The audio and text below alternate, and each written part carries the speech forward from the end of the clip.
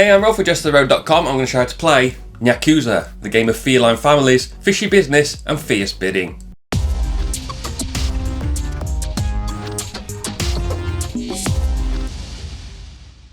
This is a game for 2 to 4 players, plays in about 40 minutes, is designed by Nyakuza and published by Come On. Each player is the head of a cat Yakuza clan. Bid for boats to send out to catch fish in Oki Bay, needed to establish your seafood stalls before your rivals. The first clan to build all of their stalls and the Grand Market stall is the best clan and wins the game. So why not give this video a pause up, share it with your clan and subscribe so you don't miss a single catch. On to setup. Start by putting the board in the middle of the table. Put all of the resource tiles in the bag and mix them up a bit.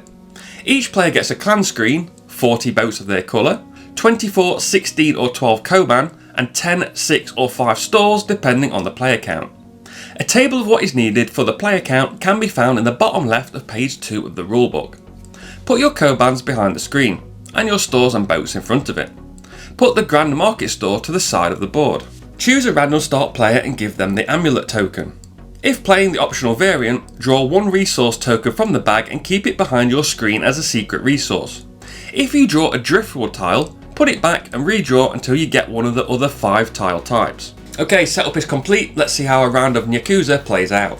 A game is played of up to 20 rounds depending on the player count and conditions, and each round contains 3 phases. Let's start with the first. Phase 1, place resources. The first player draws tiles from the bag and places them on their matching number on the board. In the first round of the game, you'll draw 6 or 8 depending on the player count. In future rounds, it'll be 3 or 4. Again, a table of what you draw each round can be found in the bottom right of page 2 of the rulebook. With resources placed in Oki Bay, it's time for players to bid at their shop for the best fishing spots. Phase 2, bid for boats. Players secretly take any number of kobans from behind their screen. Once ready, all players reveal at the same time. The player who bid the most puts their bid on the wharf space of the main board. They take 3 boats from behind their supply and gain the amulet. The second highest bidder returns their kobans behind their screen and gains 2 boats.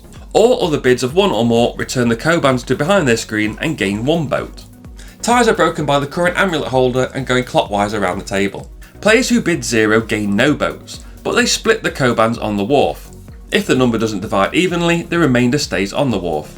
If all players bid 0, the amulet stays with the current player, otherwise it goes to the player that bid the highest. Now it's time to deploy the boats and net the resources you need. Phase 3, net resources. Players take turns placing boats, starting with the player who has the most and going in descending order.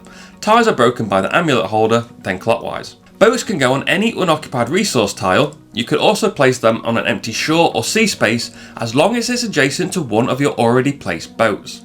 If you're playing with the variant, this is the phase where players can place their secret resource from behind their screen along with 1 extra boat from their supply as a free action. And yes, you can do this even if you bid 0 koban in the bidding phase. Let's talk about how these boats lead to stalls. A group of boats is 2 or more boats connected in adjacent spaces. If that group includes the matching resources listed on your player screen and a shore space, you must stop placing boats immediately and build a stall. For example, the first cost on this player screen shows 1 driftwood and 1 shore space. If your group has both, you can build a store. To build, place your store on the shore space and put your boat back on top of it. Place a koban from behind your screen on each resource used. These resources are now spent, but they stay part of the group. Spent resources do not break up your group. All the tiles within that group are still considered connected. If you don't have enough kobans behind your screen to build a store, you can't place boats in a way that would trigger a store requirement. You need to build them elsewhere. Once all players have placed boats and built stores, the round ends and you start a new round starting at phase 1. When a player has built all of their stores, they can build the Grand Market stall using the same rules. The first player to do that wins the game.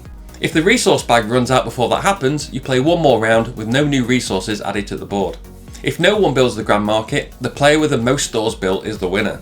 In the case of a tie, those players check to see who has the most kobans behind their screen. Whoever has the most is the winner, and if it's still a tie, those clans merge together and claim victory as one.